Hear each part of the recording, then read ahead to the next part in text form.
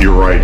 We do have a lot to talk about today, and you've heard us say over and over again that we are absolutely committed to the security of Israel. So look forward to discussing a number of important topics, one of which you mentioned earlier. Konflik Gaza makin memanas. AS kirimkan pasukan bantu Israel lawan TNI perdamaian. Coming force posture moves to bolster force protection for U.S. forces region-wide, to provide elevated support to the defense of Israel, and to ensure the United States is prepared to respond to this evolving crisis. In terms of what specifics that means, I don't have that for you right now.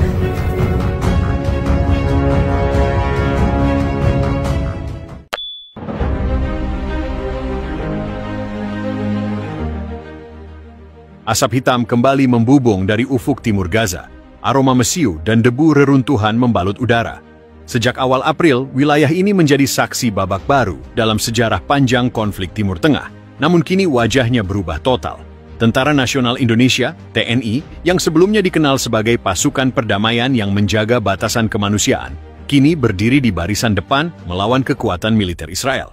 Dan dalam perkembangan terbaru yang mengguncang tatanan dunia, Amerika Serikat secara resmi mengirimkan kontingen pasukannya ke Gaza untuk mendukung sekutu lamanya, Israel. Sebuah eskalasi yang bisa mengubah konflik ini menjadi perang global terbuka. TNI hadir di Gaza bukan tanpa alasan. Sejak keputusan Dewan Keamanan PBB awal Maret lalu untuk membentuk Koalisi Kemanusiaan Internasional, KKI, guna menghentikan genosida yang berlangsung di jalur Gaza, Indonesia menjadi negara pertama yang mengirim pasukan elitnya, termasuk Komando Pasukan Khusus, Kopassus, Marinir, dan tim medis dari Batalion Kesehatan TNI AD. Mereka bertugas mendirikan zona aman bagi pengungsi Palestina, membangun rumah sakit lapangan, dan mengamankan jalur distribusi bantuan. Namun kehadiran TNI dianggap sebagai ancaman oleh Tel Aviv. Israel mengklaim pasukan Indonesia menutup akses operasi militer dan membantu militan Hamas. Ketegangan meningkat ketika 2 drone tempur milik Israel meledakkan pos medis TNI di Khan Yunis, menewaskan 12 prajurit Indonesia. Dalam waktu 24 jam, Jakarta membalas dengan mengirim tambahan 1.000 personel dan menyegel zona operasi militer Israel di selatan Gaza. Tanggal 6 Mei 2025 menjadi titik balik. Dalam konferensi pers darurat di Yerusalem, Perdana Menteri Israel Benjamin Nafon menyatakan bahwa kehadiran TNI di Gaza adalah bentuk agresi terang-terangan yang mengganggu kedaulatan Israel. Ia menyerukan Amerika Serikat untuk menepati janji sejarah dalam mempertahankan sekutunya. Washington menjawab, dalam waktu kurang dari 72 jam, 2 kapal induk Amerika, USS Gerald R. Ford dan USS Dwight D. Eisenhower, tiba di Laut Tengah. Pentagon mengkonfirmasi pengiriman 4.000 marinir dari Divisi Ekspedisi ke-26, lengkap dengan helikopter tempur Apache, artileri M777, serta unit drone bersenjata MQ-9 Reaper. Presiden Ali Assams dalam pidatonya mengatakan, kami tidak akan membiarkan siapapun, termasuk kekuatan asing dari Asia Tenggara, mengintervensi hak Israel untuk membela diri. Amerika akan berdiri di sisi Israel. Tanggal 7 Mei 2025 menjadi hari yang dikenang sebagai awal dari pertempuran Rafah. Pasukan gabungan IDF dan US Marines melancarkan serangan simultan ke wilayah selatan Gaza, mencoba merebut kembali zona aman yang dikendalikan TNI. Namun, mereka tidak menyangka kekuatan TNI jauh lebih terorganisir dan tangguh dari perkiraan. Unit Kopassus yang diposisikan di terowongan bawah tanah berhasil menyergap konvoi tank Israel Merkava yang dikawal kendaraan lapis baja AS. Sementara itu, Marinir TNI menembakkan roket ATGM buatan dalam negeri Ranjau Petir yang menghancurkan 2 Humvee ALS di perbatasan Deir al-Balah. Dalam waktu 3 jam, pertempuran berubah menjadi baku hantam besar-besaran.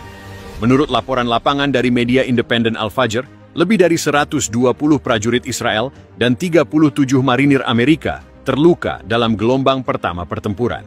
Sementara di pihak TNI, tercatat 19 prajurit gugur, sebagian besar dari Batalion Infantry Raider. Pertempuran terus berlanjut di wilayah Khan Yunis dan Rafah. Satelit militer menunjukkan pergerakan besar pasukan IUSN dari arah Sinai, Mesir, menuju selatan Gaza, diduga untuk mengepung sisa-sisa kekuatan TNI di koridor perbatasan. Namun TNI telah memperkuat pertahanan dengan sistem rudal Manpads dan ranjau anti-kendaraan. Drone buatan Indonesia, Raja Wali 1, juga terlihat aktif melakukan serangan balasan ke titik logistik RS di dekat pangkalan sementara mereka di pesisir Gaza. Beberapa laporan belum terverifikasi menyebutkan bahwa satu helikopter Black Hawk Amerika jatuh akibat tembakan TNI. Konflik Gaza telah berubah dari sekadar tragedi kemanusiaan menjadi medan uji kekuatan geopolitik. Dengan keterlibatan langsung Amerika Serikat melawan TNI, dunia kini menyaksikan bagaimana konflik lokal bisa berkembang menjadi konfrontasi antar bangsa besar. Tanda-tanda keterlibatan negara-negara lain sudah mulai terlihat, dengan Rusia dan Iran menyuarakan dukungan terbuka kepada Indonesia, dan NATO mulai mendiskusikan opsi militer atas permintaan Washington. Unit elit seperti Kopassus, Taifib Marinir, dan Yontaifib II ditempatkan di jalur Rafah hingga Khan Yunis. Selain membangun rumah sakit lapangan, mereka juga mendirikan zona bebas senjata, menjamin distribusi makanan dan air, serta membongkar sejumlah pos artileri Israel yang menembak ke area pengungsi. Namun niat baik ini langsung dibalas dengan bom. Pada 27 April, drone tempur Israel menyerang pos medis TNI di wilayah Al-Mawasi, menewaskan 12 prajurit dan melukai puluhan warga sipil. Serangan itu mengubah segalanya. Presiden Indonesia, Prabowo Subianto, langsung mengeluarkan pernyataan, "Siapapun yang menyerang tentara kami akan menerima balasan sepadan." TNI lalu meningkatkan status operasi menjadi Operasi Pelindung Nurani, sebuah misi tempur terbatas untuk melumpuhkan senjata berat Israel yang mengarah ke wilayah sipil Gaza. Kondisi saat ini amat genting. KRI Bung Tomo dan KRI I Gusti Ngurah Rai telah memasuki Laut Merah dengan pengawalan armada Iran dan Rusia. Pasukan udara TNI AU dengan pesawat Sukhoi 35 telah disiagakan penuh di pangkalan Al-Udeid, Qatar, yang kini dikendalikan bersama oleh Indonesia dan Iran.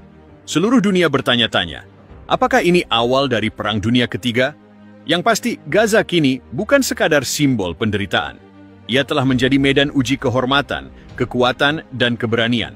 Dan di tengah kobaran apinya, nama Indonesia berdiri tegak melawan dua raksasa dunia demi sebuah keyakinan bahwa kemanusiaan harus dibela, walau dengan darah. Ketika pasukan TNI mulai melumpuhkan baterai artileri Israel di selatan Gaza, Tel Aviv panik. Dalam pidato yang digelar terbuka di Knesset, Perdana Menteri Benjamin Navon menyebut TNI sebagai pasukan asing yang mencampuri urusan dalam negeri Israel. Tanpa ragu, ia menghubungi Washington. 4 hari kemudian, langit Laut Tengah diselimuti oleh siluet dua kapal induk superpower, USS Gerald R. Ford dan USS Dwight D. Eisenhower. Presiden ROK Elizabeth Warren dalam konferensi pers darurat di Pentagon menyatakan, Amerika Serikat berdiri bersama Israel. Kami tidak akan membiarkan kekuatan militer asing, tak peduli seberapa jauh jaraknya, menggagalkan hak Israel untuk mempertahankan diri. Tanpa restu PBB, lebih dari 4.000 marinir ASEAN dari Marine Expeditionary Unit ke-26 diterjunkan. Mereka membawa helikopter tempur AH-64 Apache, kendaraan lapis baja Striker, sistem roket HIMARS, serta drone serang MKU-9 Reaper.